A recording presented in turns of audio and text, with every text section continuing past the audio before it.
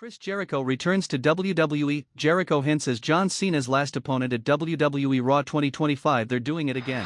WWE is about to sacrifice one of the most significant moments in wrestling history, John Cena's retirement and final match, by handing it to someone who doesn't even work for the company full-time, and I am absolutely livid. Chris Jericho just showed up on Raw last night, cut a cryptic promo heavily hinting that he should be John Cena's final opponent at WrestleMania 2025, and WWE is actually considering this because apparently nostalgia and cheap pops matter more than creating a meaningful passing of the torch moment for the next generation. But here's what's going to make you absolutely furious: this wasn't a creative decision that anyone in WWE's writing room wanted. This was Chris Jericho pitching himself for this spot through back channels, using his relationship with people in management, and leveraging his Hall of Fame status to insert himself into the biggest retirement storyline in wrestling history. And when I reveal who's actually pushing for this to happen backstage and why, you're going to understand that WWE is about to repeat the same mistake they made with so many other legends, choosing the past over the future because it's easier and safer than taking a risk on someone new. Let me break down this absolute disaster of a segment from Raw. The show is cruising along normally when suddenly break the walls down. The place erupts because it's Chris Jericho, and say what you want about his recent career choices, the man is a legend who always gets a massive reaction. He comes out in his suit looking like he's about to pitch a timeshare, gets in the ring, and starts talking about legacies, about final chapters, about how the greatest performers deserve the greatest send-offs. And then he drops the bomb. John Cena announced this as his last year. John Cena is going to retire. And John, if you're watching, and I know you are, you need to ask yourself one question: who deserves to be across the ring from you when you walk away? Who has the history? Who has the credibility? Who has been there from the beginning? And then he just stares at the camera with that signature Jericho smirk while the crowd loses their minds debating whether this is genius or insanity. And I'm sitting here screaming at my television because this is exactly the wrong direction for Cena's retirement. Here's my first question, and I need you to think carefully before answering: should John Cena's final opponent be a nostalgia act from his era? Or should it be someone from the current roster who can be elevated by defeating the greatest of all time? Drop your honest opinion in the comments. Let's start with the most fundamental problem: Chris Jericho doesn't work for WWE. He's under contract with AEW. Now, yes, he appeared on Raw, which means something has been worked out, maybe a special appearance deal, maybe his AEW contract has flexibility, maybe Tony Khan is being weirdly cooperative for reasons we don't understand yet. But the optics of this are terrible. WWE is seriously considering having John Cena, their greatest homegrown star of the 21st century, their most loyal soldier who never left for another company, who represents everything WWE stands for, lose his final match to someone who currently works for their competition. Do you understand how insulting that is to everyone on the WWE roster who's been there day in and day out? You've got guys like Cody Rhodes, Seth Rollins, Drew McIntyre, Gunther, main event level talents who could have career-defining moments by being the one to retire John Cena. You've got younger stars like Austin Theory, Braun Breaker, or Carmelo Hayes who could be instantly made by being chosen as Cena's final challenge. But instead, WWE is considering giving that spot to someone who left the company, who openly talks about how much creative freedom he has elsewhere, who won't even be around for the follow-up. It's madness. And let's talk about the storyline implications. What's the story of Jericho vs Cena one more time? They've wrestled before. Multiple times. Good matches, sure, but we've seen it. There's no unfinished business. There's no deep personal rivalry that needs one final resolution. The story would essentially be two legends have one last match because they're both legends and it's both their last rides. That's not a story, that's a reunion tour. That's a nostalgia act. That's WWE admitting they can't create new stars, so they're just recycling old feuds one more time. Compare that to what you could do with someone like Cody Rhodes. You could tell the story of Cena passing the torch to the man who represents WWE's future, who came back to the company to finish his story just like Cena is finishing his. You could have Cena trying to prove he's still got it against the current top guy, fighting against time and his own legacy. You could create a genuine emotional arc about generations and legacy and what it means to be the guy in WWE. That's a story worth telling. Question for the longtime fans: name a retirement match in wrestling history that was genuinely elevated by being against another retiring/semi-retired legend versus a current top star. Which ones are more memorable? I'll wait for your examples. Now let me tell you what really happened backstage, because this is where you're going to lose your mind. According to multiple sources, and I'm talking people with direct knowledge of these conversations, Chris Jericho has been actively campaigning for months to be John Cena's final opponent. He's reached out to people in WWE management. He's pitched the idea in interviews hoping it would gain traction. He's used his relationships with Triple H and others to make his case. And most importantly, he sold this as a way to generate mainstream media attention by having the AEW star face the WWE legend, as if that crossover appeal matters more than actual storytelling. and somebody in WWE management is listening. Not the writers, who reportedly want Cena's final opponent to be someone from the current roster who can benefit from the moment. Not the producers, who understand that retirement matches should elevate the future, not celebrate the past. But someone high up who sees the potential for media coverage and thinks that's worth more than creating a new star. Someone who looks at Jericho's pitch and thinks that'll get us on ESPN instead of asking what does this do for WWE in 2026 and beyond. This is the same short-sighted thinking that led to Goldberg beating The Fiend. The same logic that gave us Undertaker vs Goldberg in Saudi Arabia. The same mentality that keeps trotting out legends for special attraction matches that generate temporary buzz but don't build anything lasting. And now they're about to do it with the most important retirement match in modern WWE history. Let me ask you directly, do you trust WWE to make the right decision here, or do you think they're going to choose the easy nostalgia route? Based on their track record, what do you honestly expect them to do? Let's discuss what makes John Cena's retirement different from other legends who've walked away. Cena has been the guy for WWE for nearly 2 decades. He carried the company through its most challenging period. He's been the most requested Make-A-Wish celebrity in history. He transitioned to Hollywood but never abandoned WWE or talked trash about the company. He represents loyalty, dedication, and what it means to be a WWE superstar. His retirement should mean something beyond just a good match with a fellow legend. Ric Flair's retirement match was against Shawn Michaels at WrestleMania 24, and while it was beautiful and emotional, what did it do for WWE's future? Nothing. Shawn was already established. The moment was about Ric, not about building tomorrow. And that was okay for Ric because the circumstances were different. But Cena's retirement should be different. Cena has spent his entire career elevating younger talent, putting people over, making new stars. His final act should continue that legacy by giving someone the rub of being the person who retired John Cena. Imagine if a 28-year-old Austin Theory gets that win. Imagine the story, the cocky young star who Cena once mentored, now being the one to end Cena's career. The student surpassing the teacher.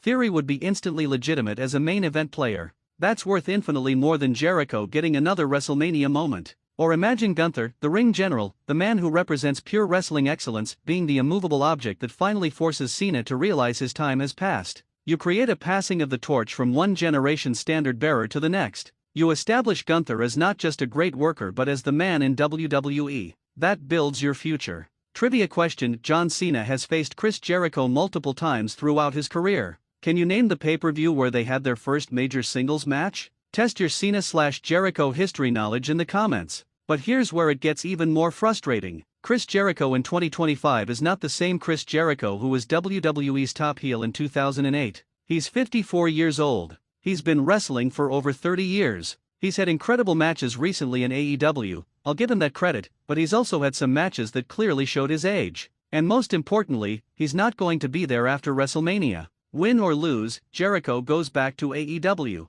He's not available for the follow-up storylines. He's not around to help establish whoever WWE wants to push next. He's a one-night attraction, and John Cena's retirement deserves more than that. Think about the practical implications. Let's say Jericho faces Cena at WrestleMania and wins. Okay, so John Cena's legendary career ends with a loss to someone who works for another company. That's the lasting image of Cena's retirement, defeated by an AEW contracted performer. How does that benefit WWE? How does that make WWE look strong? It doesn't. It makes them look like they needed to borrow someone from the competition to create a significant moment. Or let's say Jericho faces Cena and loses. Okay, so WWE brought in a special attraction just to lose, which makes Jericho look weak and makes his AEW work seem less important by comparison. And then what? Jericho goes back to AEW and there's no follow-up. Cena retires. The moment passes. Nothing was built. Nothing was gained except a temporary spike in interest. Here's a hypothetical: if you were John Cena and WWE gave you complete control over who your final opponent would be, would you choose a legend from your era or someone from the current roster?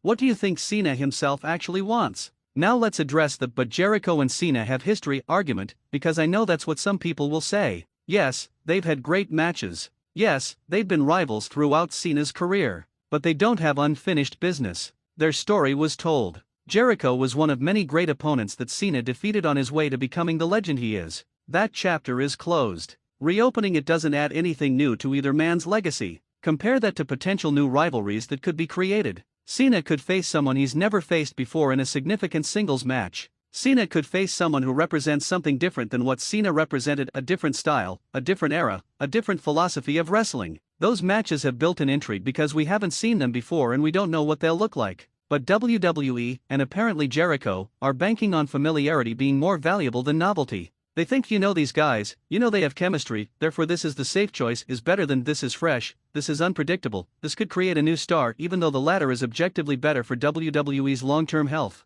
And here's the thing that really pisses me off, Jericho doesn't need this. His legacy is secure. He's a Hall of Famer. He's universally respected. He's had an incredible late career renaissance in AEW where he's been one of their top stars and most valuable performers. He doesn't need to be John Cena's final opponent to cement his legacy. But he wants it because it's a prestigious spot and because Jericho has always been someone who wants to be part of the biggest moments in wrestling, even when it's not his place anymore. Question for everyone, is Chris Jericho's desire to be Cena's final opponent about creating the best possible moment for WWE and Cena? Or is it about Jericho wanting one more big WrestleMania moment for himself? What do you think his true motivation is? Let's talk about what WWE should actually do with Cena's retirement tour. Cena has announced this as his final year, which means he's got time for multiple significant matches leading up to his last one. Here's how you should book it: have Cena face different opponents from different eras over the course of the year. Let him have nostalgia matches with legends if you must, but save the final match, the one that matters most, for someone current who needs the elevation.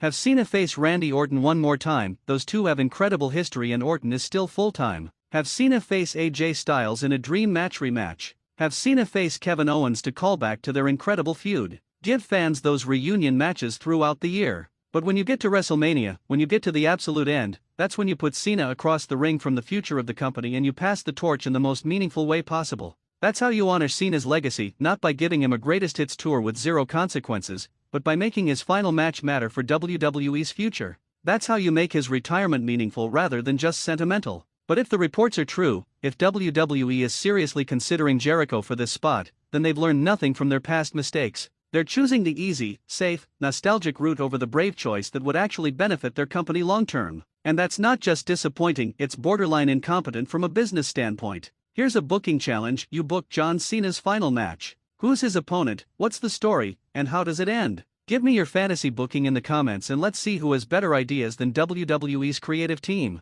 Now let's discuss the actual match quality if Jericho vs Cena happens. In 2025, John Cena is 48 years old and has been doing Hollywood action movies, so he's probably still in decent shape. Chris Jericho is 54 and has been wrestling regularly in AEW. Could they have a good match? Probably. Could they have a great match? Maybe, with the right build and story. But should probably a good match be the standard for the most important retirement match in modern wrestling history? WrestleMania is in April 2025. That's the most likely spot for Cena's final match. That match should be perfect. It should be technically excellent, emotionally resonant, and historically significant. Can two men in their late 40s and early 50s deliver that? History suggests it's risky. We've seen too many legend matches that relied heavily on nostalgia and crowd investment to cover for physical limitations. Is that what Cena deserves for his send-off? Compare that to Cena facing someone like Cody Rhodes, 38, Seth Rollins, 39, or Gunther, 37, guys who are at or near their physical primes and can go 30 to 40 minutes at a high level. The match quality ceiling is objectively higher with those opponents. And match quality matters for a retirement match because that's what people will remember and rewatch for decades. Let me ask you, in your opinion, what's more important for Cena's final match, nostalgia and emotional connection with his opponent, or match quality and future star making? Can you have both, or do you have to choose? Here's what I think is actually going to happen, and this is based on reading the tea leaves of how WWE operates. Jericho's appearance on Raw was a test balloon. WWE wanted to see how the audience would react to the possibility of Jericho being involved in Cena's retirement. The reaction was mixed. Some people loved the nostalgia, some people, like me, immediately saw the problems. WWE is now going to gauge social media response, check their internal metrics, and make a decision based on what they think will generate the most buzz. If the buzz is positive enough, they'll move forward with Jericho despite all the logical and creative reasons not to. If the response is too negative or if there are complications with AEW, they'll quietly drop the idea and pretend it never happened. Either way, the decision will be made based on short-term metrics rather than long-term storytelling value, which is PR for the course for modern WWE. And here's the most frustrating part: even if they don't choose Jericho, they've now planted that seed in everyone's mind. They've created the expectation that Cena's final opponent might be a legend from his era rather than someone current. So even when they eventually announce who it actually is, people are going to compare it to the Jericho what if and potentially be disappointed. WWE has created a no-win situation for themselves. Think about this: if WWE announces tomorrow that Cena's final opponent is Austin Theory or Braun Breaker, would you be excited or would you be thinking, but what about Jericho? Be honest about how this segment affected your expectations. Let's talk about the precedent this sets if it happens. If WWE brings in Chris Jericho from AEW to be John Cena's final opponent, what message does that send? It tells every young wrestler in the company that the biggest moments will always go to the established names from the past. It tells them that no matter how hard they work, no matter how over they get, when it really matters, WWE will bring in someone from outside rather than elevate from within. That's terrible for locker room morale. That's devastating for talent development. That's how you create a roster full of people who feel like they're never going to get their shot because the company doesn't believe in them enough to put them in the big spots.